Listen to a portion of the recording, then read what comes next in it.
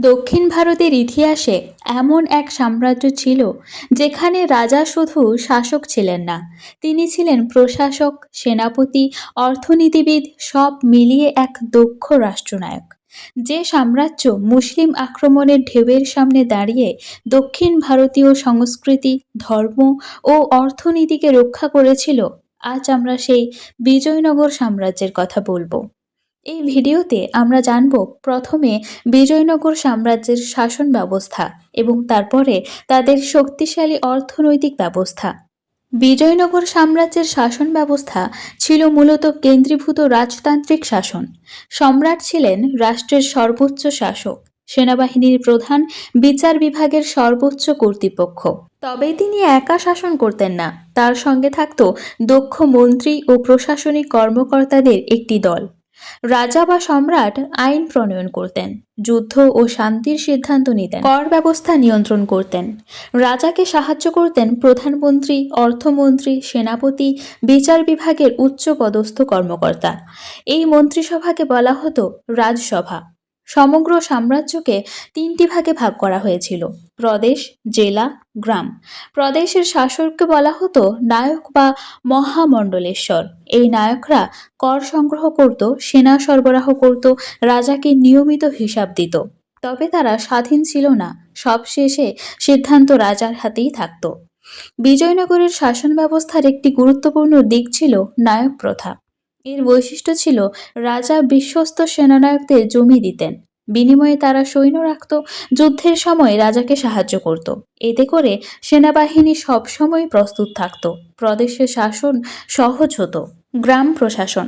গ্রাম ছিল শাসন ব্যবস্থার সবচেয়ে শক্ত ভিত্তি। গ্রামে থাকত গ্রাম প্রধান, হিসাবরক্ষক, বিচারক। গ্রাম সভা ছোট ছোট বিচার করত, কর সংগ্রহে সাহায্য করত, সামাজিক নিয়মকানুন বজায় রাখত। এই ব্যবস্থার ফলে সাধারণ মানুষ সরাসরি প্রশাসনের সঙ্গে যুক্ত ছিল।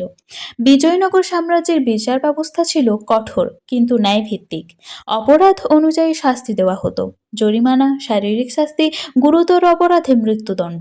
ধর্মীয় ও সামাজিক রীতিনীতি বিচার ব্যবস্থায় গুরুত্বপূর্ণ ভূমিকা নিত।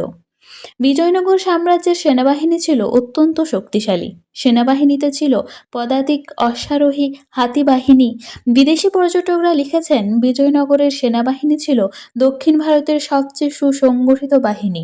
এতক্ষণ আমরা শুনলাম কিভাবে একটি শক্তিশালী শাসন ব্যবস্থা বিজয়নগর সাম্রাজ্যকে দীর্ঘস্থায়ী করেছিল। কিন্তু শুধু ভালো শাসনই যথেষ্ট নয়, একটি সাম্রাজ্য টিকে থাকে তার অর্থনৈতিক শক্তির ওপর। এবার চলুন জানি বিজয়নগর সাম্রাজ্যের অর্থনৈতিক ব্যবস্থা। বিজয়নগর সাম্রাজ্যের অর্থনীতি ছিল কৃষিভিত্তিক, বাণিজ্য নির্ভর, স্বর্ণ ও মুদ্রা ব্যবস্থা শক্তিশালী। এই অর্থনৈতিক শক্তি সাম্রাজ্যকে সামরিক ও সাংস্কৃতিকভাবে সমৃদ্ধ করেছিল। অর্থনীতির মূল ভিত্তি ছিল কৃষি ব্যবস্থা। এখানে বিভিন্ন রকমের চাষ হতো, যেমন ধান, গম, ডাল, আখ, তুলা ইত্যাদি। সেচ ব্যবস্থার উন্নতির জন্য বাঁধ, জলাধার, কৃত্রিম খাল নির্মাণ করা হয়, ফলে কৃষি উৎপাদন বহু গুণ বেড়ে যায়। কৃষকদের কাছ থেকে নেওয়া হতো কর, উৎপাদনের নির্দিষ্ট অংশ কর হিসেবে। কর সাধারণত হতো শস্য, অর্থ, কখনো শ্রমের মাধ্যমে। এই কর থেকেই সেনাবাহিনী, প্রশাসন, মন্দির নির্মাণ পরিচালিত হতো।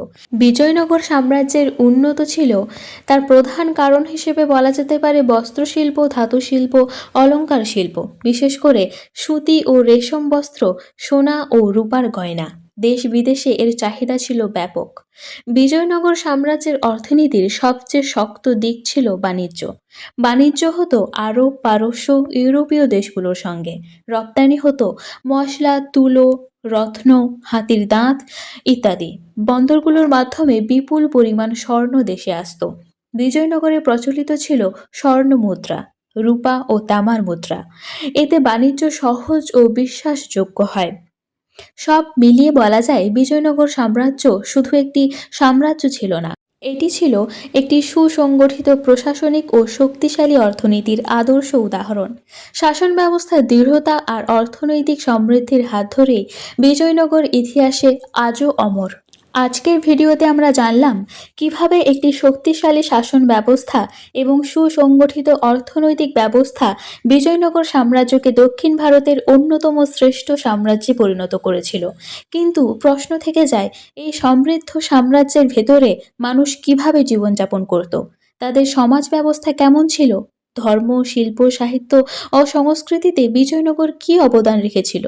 এই সব প্রশ্নের উত্তর নিয়ে আমি আসছি আমার পরবর্তী ভিডিওতে, যেখানে আমরা বিস্তারিতভাবে আলোচনা করব বিজয়নগর সাম্রাজ্যের সামাজিক ও সাংস্কৃতিক জীবন। তাই ভিডিওটি ভালো লাগলে একটি লাইক দিন, আর ইতিহাস ভালোবাসলে চ্যানেলটি সাবস্ক্রাইব করে পাশে থাকা বেল আইকনটি অন করে রাখুন, যাতে পরের ভিডিওটি আপনি মিস না করেন। ধন্যবাদ।